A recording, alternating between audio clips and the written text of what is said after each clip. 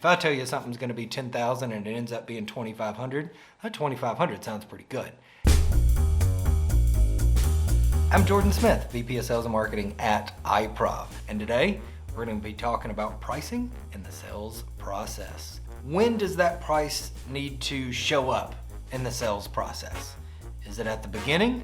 Do you list it on your website? Do you not? Do you tell somebody that in the first conversation, or do you hold on to it?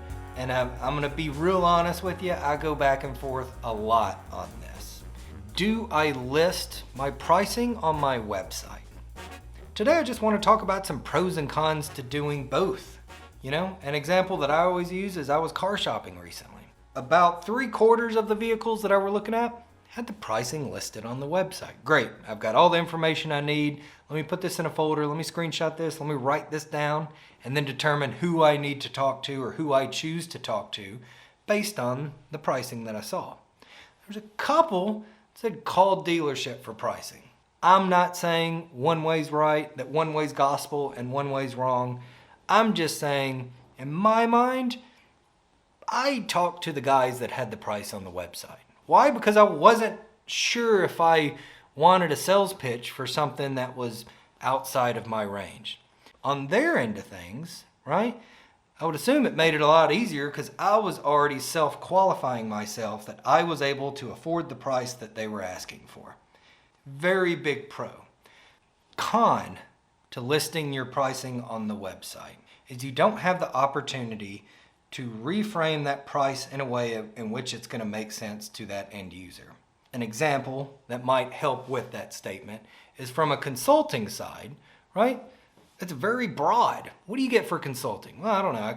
This guy might charge me 1,000, this guy might charge me 80,000. What's the difference between the two? Well, sometimes as a consultant, I want to be able to frame the conversation in which you can see why I picked the price a certain way that I have. The car example, the products, the materials that went into that vehicle cost a certain amount. So even though I was looking at a lot of different websites, there wasn't a lot of variables between that pricing. It was pretty similar because everybody was working with the same materials. From a service perspective, those things sometimes are a little bit different. With that information, make your own decision about pros and cons of listing pricing, and again, would love to know about that in the comments. Second part that we always talk in the sales process, right? Especially if you're one of those organizations that don't list your pricing on the website. When do I bring up price in the conversation, right? There's a lot of organizations that, right away, hey, before we get started, I want to let you know that kind of our ranges are between this and this, but it depends on everybody's situation. So I want to have a conversation with you first and figure out how much work is in it for me. And from that point, I can give you kind of a better range. There's some groups that kind of hold on to it till the very end. I would tell you, get that price conversation out of the way as soon as possible, because that's going to be important. You don't want to spend a lot of time with an individual if they're thinking one number and you're way off of that.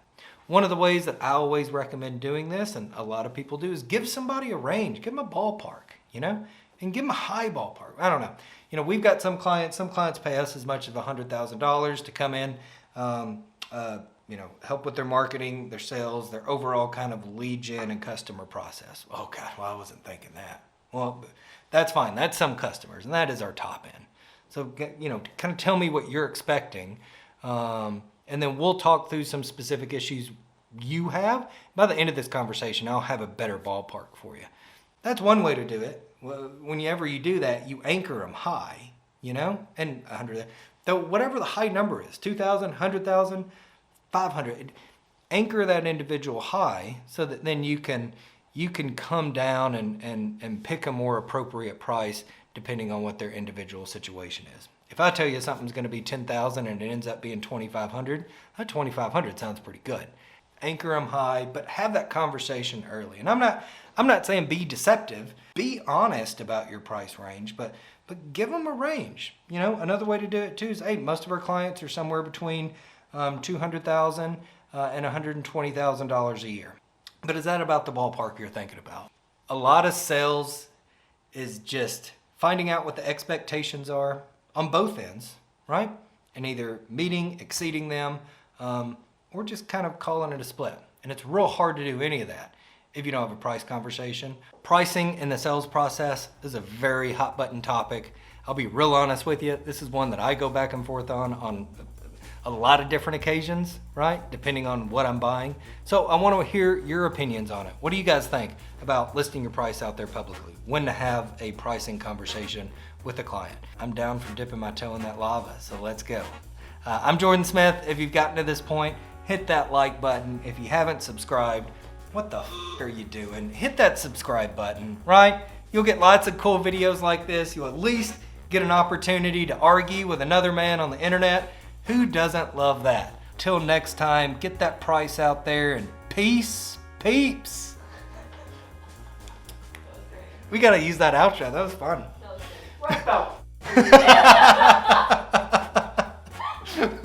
Let's do it. Honest. Put some personality in there. Really, what are you doing watching this?